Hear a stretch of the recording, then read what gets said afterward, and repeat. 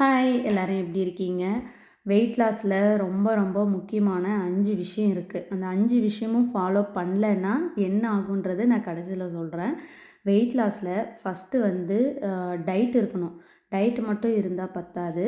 தூக்கமும் வந்து 8 ஹவர்ஸ் வந்து இருக்கணும். ஃபுட்டு எடுத்துக்கிறதும் பார்த்திங்கன்னா டைமுக்கு கரெக்டாக எடுத்துக்கணும். இப்போ காலையில் வந்து 9 o'clock சாப்பிட்றீங்க அப்படின்னா மதியம் வந்து 12:30 1க்கு வந்து சாப்பிட்றணும். நைட்டு பார்த்திங்கன்னா 5 to 6 o'clock வந்து சாப்பிட்றணும். இதை சாப்பிட்டுட்டு நடுவில் பசிக்கும் போது கேரட்டு குக்கும்பரை வச்சு சாப்பிட்டுட்டோம் அப்படின்னா போதும். அதுக்கப்புறம் தண்ணி வந்து கண்டிப்பாக 3 லிட்டர் வந்து குடிச்சே ஆகணும்.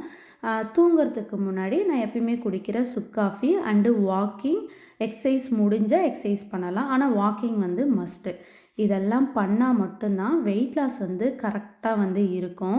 எக்ஸசைஸ் மட்டும் பண்ணிவிட்டு சாப்பிட்றது என்னன்னாலையும் சாப்பிட்லாம், இல்லை வாக்கிங் மட்டும் போயிட்டு என்னன்னாலையும் எந்த டைமுக்குனாலையும் தூங்கலான்னு இருந்தோம் அப்படின்னா இந்த மாதிரி தான் நடக்கும். வெயிட் வந்து ஏறி போயிடும். நான் ஒரு 2 டேஸ் வந்து ஹோட்டலில் வாங்கி சாப்பிட்டது, அதுக்கப்புறம் ஒழுங்காக தூக்கமே இல்லை. இதனால் என் வெயிட் வந்து 1 kg வந்து இன்க்ரீஸ் ஆகிடுச்சு.